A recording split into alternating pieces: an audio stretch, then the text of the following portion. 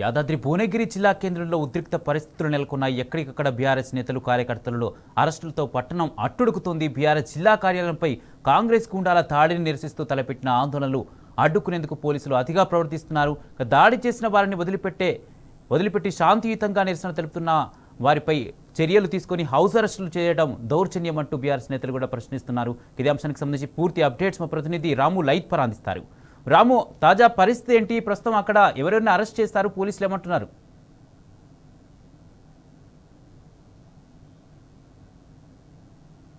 కుమార్, ప్రతి ఒక్క BRS party కార్యకర్త కూడా జీర్ణించుకోలేకపోతా ఉన్నారు, ఆవేదన చెందుతా ఉన్నారు. తమ దేవాలయం లాంటి బీఆర్ఎస్ పార్టీ కార్యాలయం పైన కాంగ్రెస్ పార్టీ గూండాలు ఏదైతే ఎన్ఎస్సీ సంబంధించినటువంటి కార్యకర్తలు దాడి చేయడానికి ప్రతి ఒక్కరు కూడా జీర్ణించుకోలేకపోతా ఉన్నారు. ఈరోజు నిరసన కార్యక్రమానికి దిగడం జరిగింది. ఎక్కడికక్కడ కూడా నిరసనలతో, అరెస్టులతో యాదాద్రి భువనగిరి జిల్లా అంతా కూడా అట్టుడికిపోయింది. ప్రస్తుతం మనం విజువల్స్లో చూస్తూ ఉన్నాం.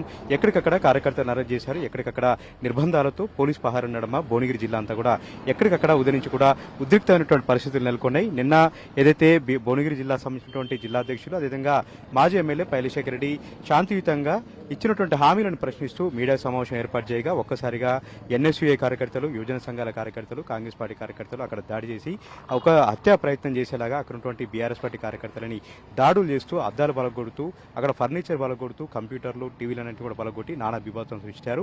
ఆ వీడియోలన్నీ కూడా ఆధారాలతో సహా ఇక్కడ ఉన్నటువంటి సిపికి, డీసీపీకి ఫిర్యాదు చేసినప్పుడు కూడా వారిపైన ఒక్కరిపైన కూడా కేసు నమోదు చేయలేదు, ఒక్కరిపైన కూడా వారిని అరెస్ట్ చేయలేదు. పైగా ఈరోజు శాంతియుతంగా ధర్నా చేస్తున్నటువంటి బీఆర్ఎస్ పార్టీ నాయకుడిని ఎక్కడికక్కడ కూడా అరెస్ట్ చేసి పోలీసులు నానా విభాతం సృష్టించారు. ఉమ్మడి నల్గొండ జిల్లా వ్యాప్తంగా అరెస్టులు జరిగాయి. ప్రధానంగా భువనగిరి మాజీ ఎమ్మెల్యే పైలశేఖర్ రెడ్డిని ఉదయం నుంచి కూడా అరెస్ట్ చేసి వివిధ పోలీస్ స్టేషన్లు తిప్పుతా ఉన్నారు. అదేవిధంగా ఆలేరు మాజీ ఎమ్మెల్యే గొంగిడి సుంతా మహేందర్ రెడ్డిని కూడా అరెస్ట్ చేశారు. అదేవిధంగా మాజీ ఎమ్మెల్సీ కన్నె ప్రభాకర్ అయితే 3 పోలీస్ స్టేషన్లు తిప్పారు. ఎక్కడ తీసుకెళ్తున్నారో కూడా తెలియకుండా ఆవేదన గురి చేయడం జరిగింది. ఇక తుంగతుర్తి మాజీ ఎమ్మెల్యే గాదర్ కిషోర్ కుమార్తో పాటు మాజీ ఎమ్మెల్యేలు కంచర భూపాలరెడ్డి, చిన్మర్తి లింగయ్య, మునుగోడు మాజీ ఎమ్మెల్యే కూచుకుంట ప్రభాకర్ రెడ్డి, అదేవిధంగా వివిధ సంబంధించిన నియోజకవర్గ నేతలను కూడా ఎక్కడికక్కడ అరెస్ట్ చేసి జిల్లాలోని వివిధ పోలీస్ స్టేషన్లు తరలించి పోలీసులు అరాచకంగా వ్యవహరిస్తున్నారంటూ కూడా బీఆర్ఎస్ పార్టీ నాయకులు తీవ్రంగా ఆగ్రహం వ్యక్తం చేస్తూ ఉన్నారు. దుండగులను పక్కన పెట్టి శాంతియుతంగా ధర్నా చేస్తున్నటువంటి బీఆర్ఎస్ పార్టీ నాయకుల్ని అరెస్టులు చేయడం, హౌస్ అరెస్టులు చేయడం ఎంతవరకు సమంజసమంటూ కూడా వాళ్ళు ప్రశ్నిస్తూ ఉన్నారు. ఈరోజు పండగ రోజు బంధువులు వచ్చారు, చుట్టాలు వచ్చారు.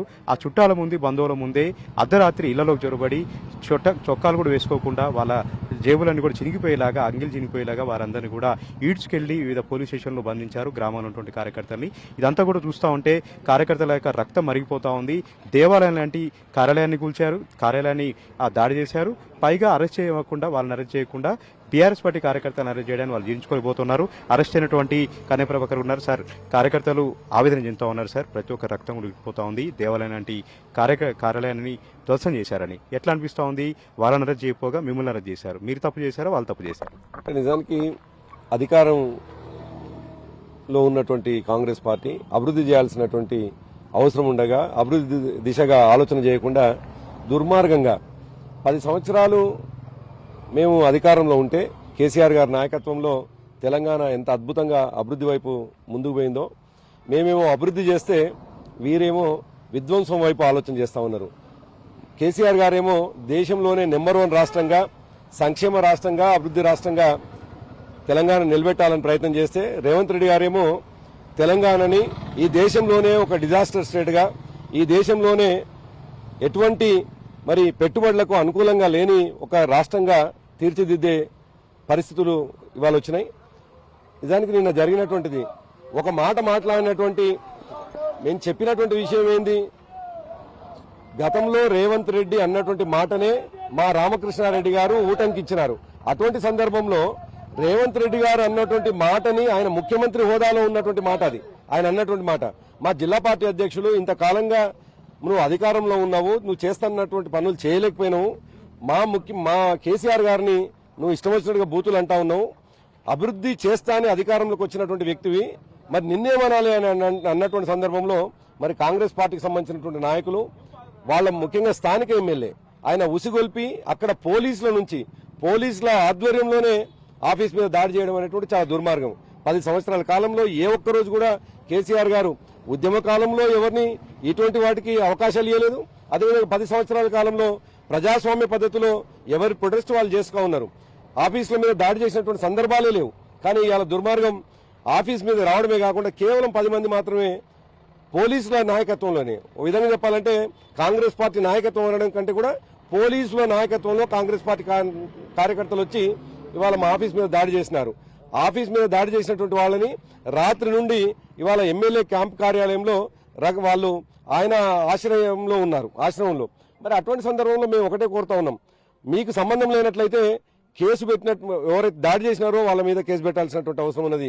ఇంకా మీ కంట్రోల్లో ఉండి వాళ్ళని అదుపులోకి తీసుకోకుండా తెలంగాణ ఉద్యమకారులను అదుపులోకి తీసుకోవడం అనేటువంటిది, ముఖ్యంగా బీఆర్ఎస్ పార్టీ నాయకులను అదుపులోకి తీసుకోవడం. మేము ఏం చేసినాం ఈ రోజు, నిన్న మీరు చేసినటువంటి దుర్మార్గమైన చర్యకు నిరసనగా చాలా శాంతియుత వాతావరణంలో వివేకానంద ఆశయాలకు అనుగుణంగా ఇవాళ వివేకానందకు సంబంధించినటువంటి జయంతి రోజు కూడా కాబట్టి మేము శాంతియుత ప్రదర్శన చేసే ప్రయత్నం చేస్తే మమ్మల్ని అందరినీ కూడా అక్కడ ఇష్టం వచ్చినట్టుగా పోలీసు వాళ్ళు ప్రవర్తించడం, తీసుకొని వచ్చి వివిధ పోలీస్ స్టేషన్లో దాదాపు 8 నుండి 10 పోలీస్ స్టేషన్లో మా కార్యకర్తల్ని మా నాయకులు పెట్టడం, వేలాది మందిని అరెస్ట్ చేసి మరి ఇవాళ లంచ్ టైం దాకా కూడా ఇంకా వదలకపోవడం చాలా దుర్మార్గమైనటువంటి చర్య. మేము ఒకటే కాంగ్రెస్ పార్టీ నాయకులకు, నిజానికి కేసీఆర్ గారి బలం, బీఆర్ఎస్ పార్టీ బలం 72 లక్షల మంది సైనికులు, మేము 72 లక్షల సభ్యత్వాలు ఉన్నటువంటి మా పార్టీ. మేము తలుచుకుంటే కాంగ్రెస్ పార్టీ నాయకులు నిజానికి గ్రామాల్లోకి వచ్చేటువంటి పరిస్థితి లేదు. వాళ్ళు ఇచ్చినటువంటి దుర్మార్గమైనటువంటి హామీలతో మోసపోయినటువంటి ప్రజలే తిరగబడడానికి సిద్ధంగా ఉన్నారు. వాళ్ళు ఇచ్చినటువంటి 6 గ్యారంటీలు కావచ్చు, 420 హామీలు కావచ్చు, వాటిని ఎదిరించడానికి ప్రజలే సిద్ధంగా ఉన్నారు. నిజానికి ప్రజల నుంచి వచ్చేటువంటి ఆగ్రహం చూసి ఇవాళ బీఆర్ఎస్ పార్టీ మరి ప్రజలకు అండగా ఉన్నటువంటి సందర్భంలో భయపడి చేస్తున్నటువంటి మరి దాడులుగా మేము భావిస్తా ఉన్నాం. కర్రలతో దాడి చేశారు సార్, రాళ్లు, కోడిగుడ్లు, అదేవిధంగా టమాటాలతో తెలంగాణ తల్లి విగ్రహాన్ని కూడా అక్కడ కింద పడేశారు. ఆ తల వరకు కూడా డ్యామేజ్ చేయడం జరిగింది. తెలంగాణ తల్లి విగ్రహం పైన కూడా వాళ్ళకు లేదా సార్ మానవత్వం కానీ గౌరవం కానీ లేదా మహిళల పైన కూడా దాడి చేశారు. తెలంగాణ తల్లి విగ్రహం అంటేందో ఇప్పటికి తేలిపోయింది. తెలంగాణ తల్లిని ఏ పద్ధతిలో గౌరవించినారు, తెలంగాణ తల్లి ఔదార్యాన్ని, తెలంగాణ తల్లి గొప్పతనాన్ని, తెలంగాణ తల్లిని భక్తి శ్రద్ధలతో ఇవాళ తెలంగాణ అంతా కూడా పూజించుకోవడాన్ని జీర్ణించుకోలేని రేవంత్ రెడ్డి ఏ పద్ధతిలో మార్చినాడో మనకు కనిపిస్తా ఉంది. దానికి తోడు ఇంకో మాట చెప్పాల్సినటువంటి అవసరం ఉన్నది. మేము గతంలో ప్రభుత్వంలో ఉన్నప్పుడే ఎన్నికల సందర్భంగానే ఇందులో ఉన్నటువంటి ఒకరిద్దరు కార్యకర్తలు ఒలిగొండలో మా నాయకుడు కేటీఆర్ గారు ఎన్నికల సభలో పాల్గొంటుంటే వచ్చి చాలా అనవసరంగా గొడవ చేసినటువంటి వాళ్ళు. ఆనాడు నిజానికి మేము ప్రభుత్వంలో ఉన్నాం. ఒకవేళ వాళ్ళ మీద కేసులు పెట్టాలనుకుంటే, అక్రమంగా వాళ్ళని నిర్బంధించాలనుకుంటే ఆనాడు చేసేవాళ్ళం. మా ఉద్దేశం అది కాదు. మా ఉద్దేశం అంతా కూడా ప్రజాస్వామ్య పద్ధతిలో వాళ్ళ ముందుకు పోవాలనేటువంటి ఆలోచనతో ప్రభుత్వంలో ఉన్నప్పుడు కూడా వీళ్లే ఇవాళ ఎవరైతే మా పార్టీ కార్యాలయం మీద దాడి చేసినారో వాళ్లే గతంలో కూడా గొడవ చేసినటువంటి వాళ్ళు. సో వీళ్ళు హ్యాబిచువల్ ఎఫెండర్స్, వీళ్ళు విధ్వంసక శక్తులు. కాబట్టి వాళ్ళని వెంటనే అరెస్ట్ చేయాల్సినటువంటి అవసరం ఉందని చెప్పేసి మేము డిమాండ్ చేస్తా ఉన్నాం. ముఖ్యంగా కాంగ్రెస్ పార్టీ నాయకులు బాధ్యత పెరగాలి. మిమ్మల్ని ఓట్లేసింది అభివృద్ధి వైపు, మిమ్మల్ని ఓట్లేసింది అభివృద్ధి చేయమని, సంక్షేమం చేయమని. కానీ మా నాయకుల మీద, మా పార్టీ ఆఫీసుల మీద దాడులు చేయడం ద్వారా మీరు ఈ రాష్ట్రాన్ని ఎటువైపు తీసుకుపోతుండో ఆలోచించుకోవాల్సినటువంటి అవసరం ఉంది. కాబట్టి మేము ఒకటే డిమాండ్ చేస్తా ఉన్నాం, ఈ రాష్ట్ర ముఖ్యమంత్రిని డిమాండ్ చేస్తా ఉన్నాం, ఈ జిల్లా మంత్రులను డిమాండ్ చేస్తా ఉన్నాం. ఇటువంటి పనులు చేసే వాళ్ళ పట్ల కఠినంగా ఉండాల్సినటువంటి అవసరం ఉంది. మీరు రెచ్చగొట్టినట్లయితే, మీ ప్రోద్బలంతో దాడులకు ఒకవేళ వీళ్ళు పూనుకున్నట్లయితే మా కార్యకర్తలు కూడా ఊరుకోరు. మా కార్యకర్తలు 14 సంవత్సరాలు ఉద్యమం చేసినటువంటి వాళ్ళు, తెలంగాణనే సాధించుకున్నటువంటి వాళ్ళం. చాలా ఈ దేశంలోనే ఒక బలమైనటువంటి ఆంధ్ర పెట్టుబడిదారులను ఎదిరించి తెలంగాణ తెచ్చుకున్నటువంటి వాళ్ళం. కాబట్టి ఈ తాటాకు సప్పుడులకు భయపడేటువంటి కార్యకర్తలు మా వాళ్ళు కారు. తెలంగాణ కోసం 14 సంవత్సరాలు జైళ్ల పాలైనటువంటి వాళ్ళు, అనేక లాఠీ దెబ్బలు తిన్నటువంటి వాళ్ళు, అనేక మంది అమరత్వం సాక్షిగా తెలంగాణ తెచ్చుకున్నటువంటి వాళ్ళం. కాబట్టి ఆ త్యాగాలు మా కళ్ల ముందున్నాయి. మేము చేసే పనంతా కూడా ఈ రాష్ట్రం ఎట్లా అభివృద్ధి జరగాలి. ఒకవేళ ఈ ప్రభుత్వం అభివృద్ధి వైపు ఆలోచన చేస్తే, ఆ వైపు పని చేస్తే తప్పకుండా మా సహకారం ఉంటుంది. అట్లా కాకుండా రోజు విధ్వంసమే, మూసి విధ్వంసమే, హైడ్రా పేరు మీద విధ్వంసమే, దిలావర్పూర్ లో విధ్వంసమే, రైతుల భూముల పేరు మీద, అదేవిధంగా లగచర్ల భూములను గుంజుకోవడం అక్కడ విధ్వంసమే. విధ్వంసం తప్ప ఈ రాష్ట్ర ప్రభుత్వానికి మరొకటి లేదు. అది ప్రశ్నించుతున్నందుకే అసహనంతో ఉన్నటువంటి ఈ రాష్ట్ర ముఖ్యమంత్రి వాళ్ళ ఎమ్మెల్యేల చేత ఎక్కడైనా బీఆర్ఎస్ పార్టీ కార్యకర్తలు రోడ్డు మీదకి వస్తే వాళ్ళ మీద దాడులు చేయండి అని చెప్పేసి ఉసిగొల్పడం అనేటువంటిది దుర్మార్గం. రేవంత్ రెడ్డికి సహజత్వంగా ఉన్నటువంటి, ఆయన ముందు నుంచి కూడా నెగిటివ్ గా ఫ్రేమ్ అయినటువంటి వ్యక్తి. కాబట్టి ఆయన ఇవాళ బీఆర్ఎస్ పార్టీ కార్యకర్తలని ఈ విధంగా దాడి చేయించడం, ముఖ్యంగా బీఆర్ఎస్ పార్టీ కార్యాలయం మీద దాడి చేయించడం అనేటువంటిది చాలా దుర్మార్గం. దాన్ని యావత్ తెలంగాణ సమాజమే కాదు, ఇవాళ రాజకీయాల్ని భ్రష్టు పట్టొద్దు అని కోరుకున్నటువంటి ప్రజాస్వామిక వాదులందరూ కూడా ఈ విషయాన్ని ఖండిస్తారు. ఓకే, మరొకరు ఉన్నారు సార్. అర్ధరాత్రి అరెస్ట్ చేశారు, ఇంటికి చుట్టాలు వచ్చారండి, పండగ పూట కూడా మిమ్మల్ని రాత్రికి రాత్రే నైట్ డ్రెస్ లో తీసుకొచ్చారు. ఎట్లా అనిపిస్తా ఉంది? ఇలాంటి నిర్బంధం ఎప్పుడైనా చూసారా? భువనగిరిలో అయితే భయపడతా ఉన్నారు ప్రజలు, ముళ్ళ కంచెలు వేశారు, బారికేట్లు వేశారు, ఎక్కడికక్కడ దాదాపు వందలాది మంది పోలీసులు. ఎట్లా చూడాలి? ప్రజలు భయపడతా ఉన్నారా? ఈరోజు రేవంత్ రెడ్డి గారి కాంగ్రెస్ పాలనలో సమాజం సిగ్గుపడే విధంగా ప్రజాస్వామ్యం కూని చేసే విధంగా ఇవాళ ప్రవర్తన జరుగుతుంది. ముఖ్యంగా నిన్న బీఆర్ఎస్ పార్టీ యాదాద్రి భువనగిరి జిల్లా కేంద్ర కార్యాలయంపై దాడి చేయడం నిజంగా హేయమైన చర్య.